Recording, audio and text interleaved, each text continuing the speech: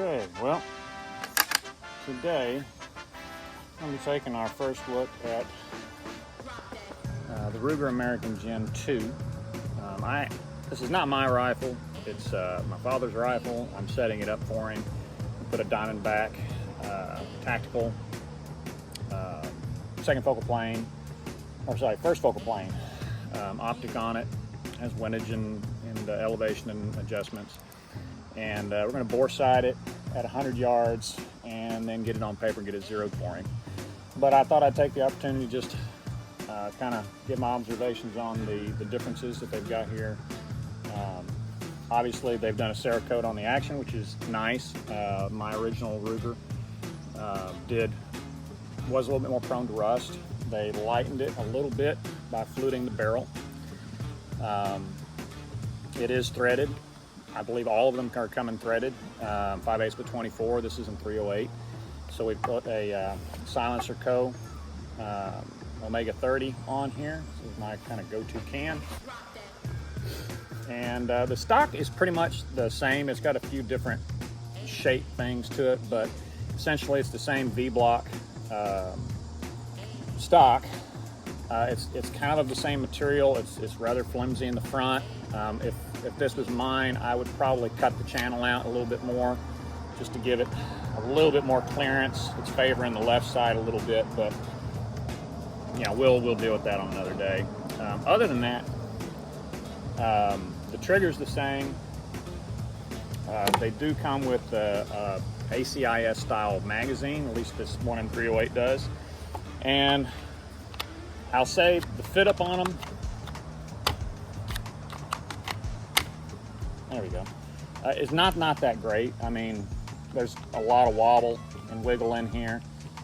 You could probably induce a jam by putting pressure on this backside here a little bit. I did notice that you could do that with a standard ACIS. Of course, you've got a little bit more length. This is a 5-rounder. This is a 3-rounder, and then you get one in the chamber, so 4 rounds altogether.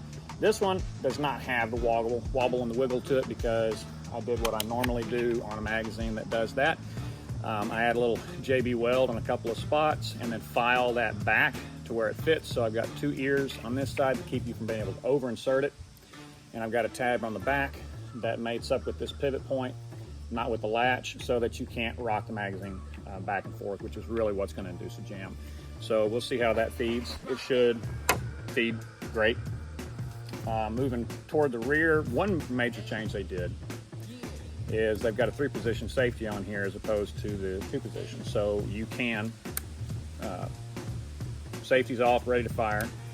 Safety all the way on the 2nd position, it locks the bolt. That's great if you're backpacking in and you don't want your bolt to come loose.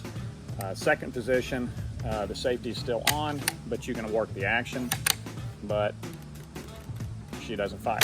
And double check, make sure it's clear, ready to fire. The trigger is, I'm gonna say probably 5 pounds or more. It's fairly smooth. I'd say it breaks clean. I mean, it's not gonna win any awards or anything, but it's safe. It's smooth, it's gonna be effective. It is user adjustable, but you have to take it out of the stock. And that is one complaint that I have. In order to remove the rifle from the stock to adjust the trigger or anything, you have to remove the action screw, but the other action screw is actually behind the magazine latch, so you have to drive the pin out, the roll pin, catch the spring and everything that holds this in. Then you can get a long Allen key inside there to take that loose, pull it out, make the adjustment to the trigger, put it back in. Then you got to drive that pin back in with the spring tension behind it, which is, it's just aggravating. There's a lot of people that are going to get into trying to do that, and they're going to get really frustrated.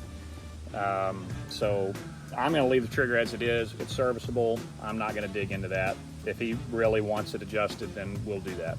Kind of in the same ballpark as cutting out the channel in the barrel. It is adjustable for length of pull and height of a comb with some attachments that you can snap on here. I'm going to guess that probably snaps on and off, which I'm not going to play with, but the recoil pad's a little interesting, but I imagine it's going to be fairly effective. It's nice and soft. added with the suppressor on the front, it ought to be a fairly comfortable rifle to shoot. So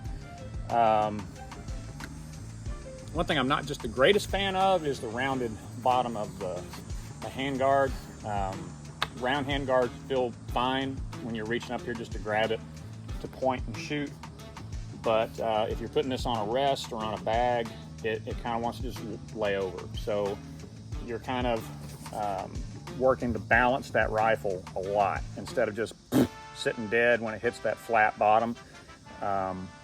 You're having to kind of work it a little bit more to control it. So, you know, there's that. But it's a nice setup. We're gonna see how it shoots, and you know, hey, if it groups, it groups. And every Ruger American I've shot and or heard of groups.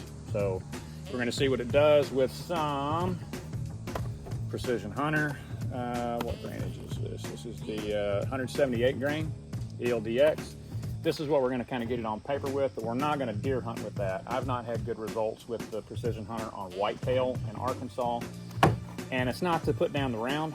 I think the round's an amazing round. I just think that it was designed more for a thicker skin, heavier bone game and longer distance engagements. This is actually advertised as a long distance hunting cartridge. And I think that's exactly what it is. 400 yards and out on bigger game, this is a great round because it's gonna penetrate in better and it's gonna open up once it gets in there. But on whitetail in Arkansas, where your average engagement is, you know, 100 yards, 150 yards, maybe. It's just, when I've shot deer with this round, it just tends to poke a hole in one side and out the other, and it's gone through the animal before it's really done anything. Not that it won't kill them, it'll absolutely kill them. But when they run, which when you just poke a hole inside and out and don't cause so much hydrostatic damage, you're not dumping as much energy in and then leaving, you just don't end up with a really big blood trail. So your exit wounds are small, entrance wounds are small, the amount of actual damage inside is small comparably to, say, a soft point round, like the good old trusted, what size is this here? 150 grain Core-Lokt. We will fine tune the zero with these because this right here will put a deer in the dirt. I mean, a good soft point in 308 and the 160, 170, 150 grain weight, it's gonna do the job. And the kind of ranges and the size of the game that we're dealing with here in Arkansas. So those would be great for pigs. Shoot, these would probably be great for pigs too. So let's shoot it, let's see what happens, and we'll bring you along for the ride.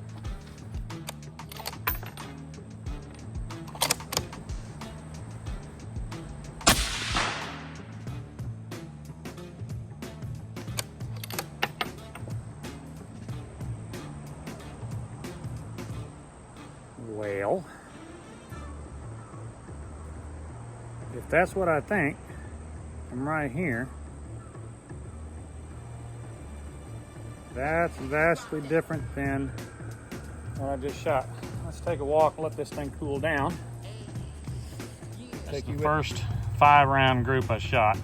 Aiming here. I'm covering up these others that don't have anything to do with that group, but and also to give you kind of an idea how big it is. They have a 5-6 inch group.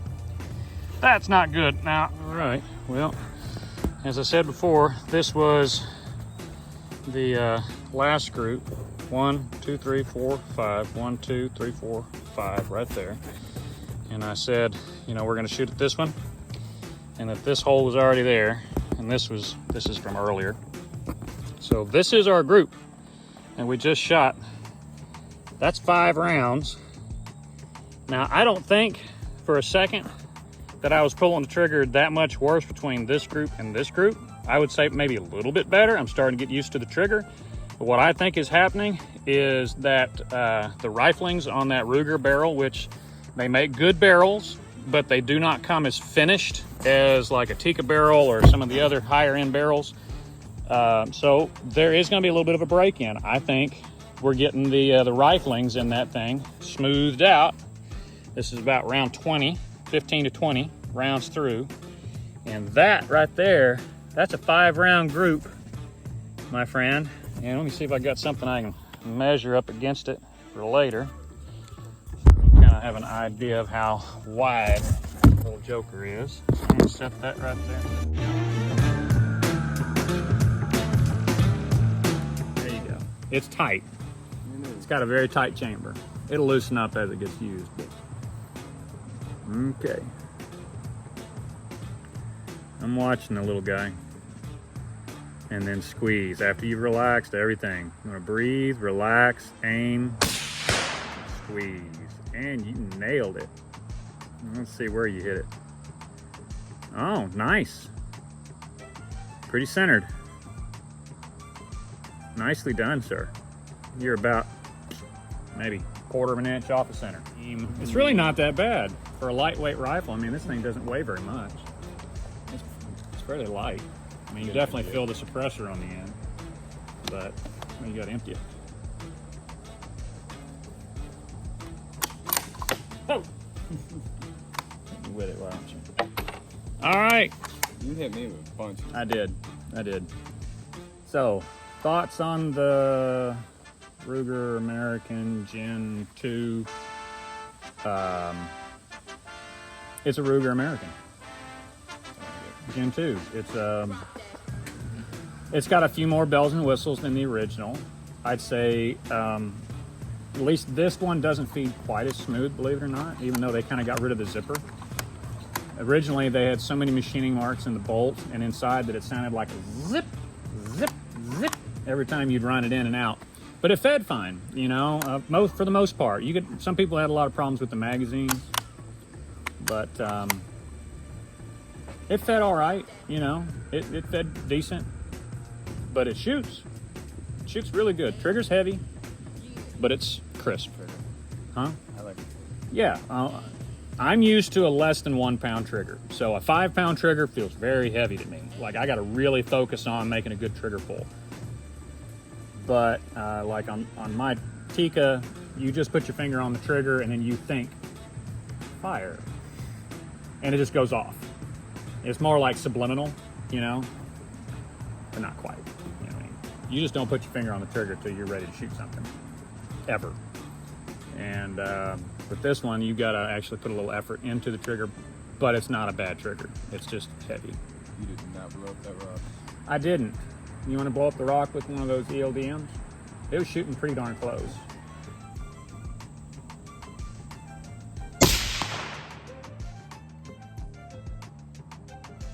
Got rid of the box, dude. That was nice.